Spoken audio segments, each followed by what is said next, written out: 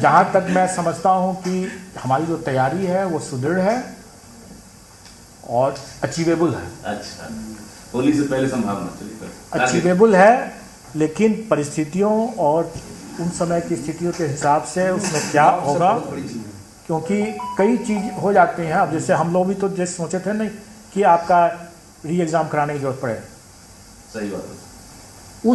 उसी सेंटर पर question paper पहुंचा हुआ है, लेकिन वितरण 2 विषय का उस सेंटर पर परीक्षा थी।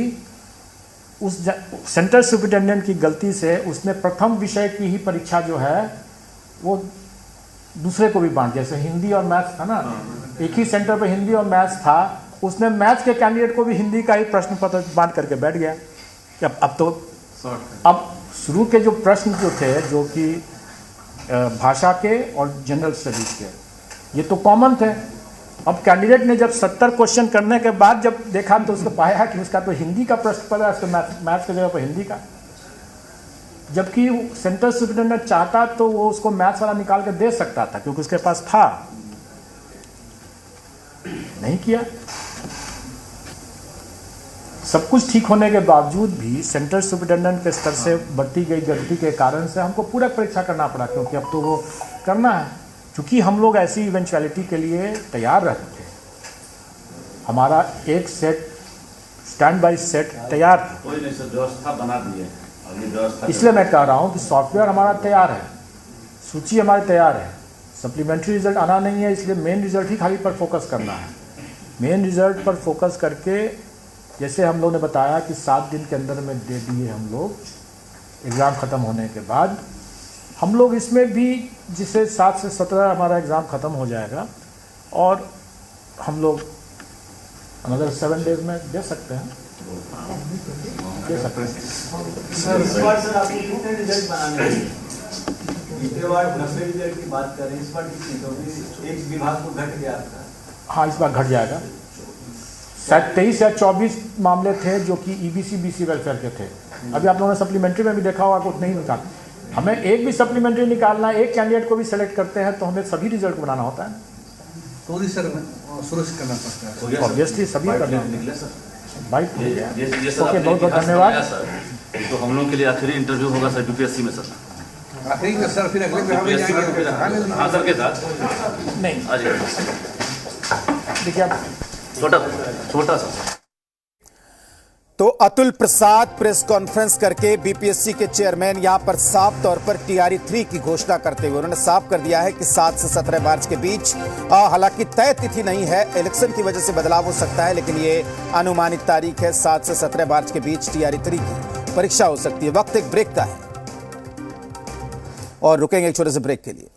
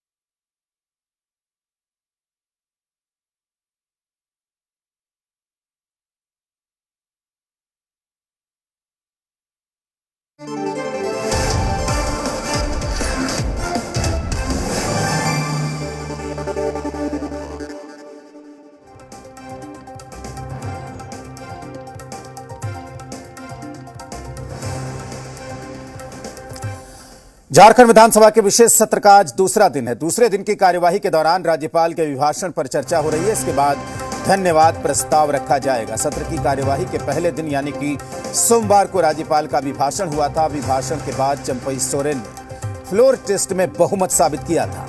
इसे लेकर ही झारखंड विधानसभा में 2 दिवसीय विशेष सत्र बुलाया गया है। तो आज राज्यपाल के अभिभाषण पर झारखंड विधानसभा में चर्चा हो रही है पक्ष और विपक्ष के नेताओं के बीच।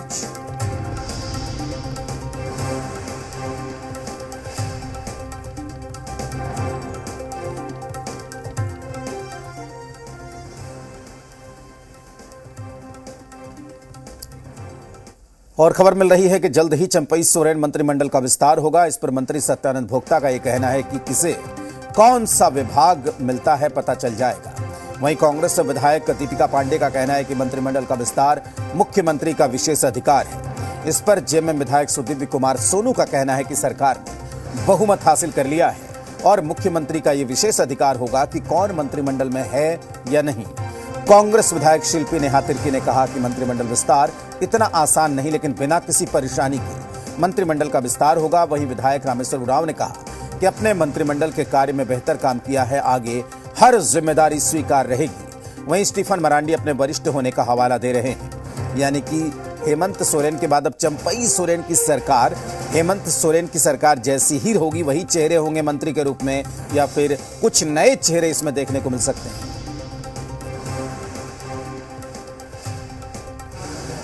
ये तो नहीं कह सकते, उन लोग के विवेक पर डिपेंड करता है कि अवसर देंगे नहीं देंगे, ये उन लोग पर डिपेंड करता है। मुझे नहीं पता। आपको ज़्यादा दावेदार हैं आप? हाँ, कितनी उम्मीद है आपको? उम्मीद तो जरूर करेंगे, क्योंकि सीनियर मोस्ट आदमी है तो निश्चित रूप से उम्मीद तो करेंगे। नहीं, बिल्कुल नहीं। ये फ्लोर टेस्ट भी चुनौती नहीं था। जो संवैधानिक संकट भी आए उसमें हेमंत जी ने बड़ा दिल दिखाते हुए ऐसा निर्णय लिया जिससे संवैधानिक संकट भी आसानी से टल गया। बहुमत में भी हमें कोई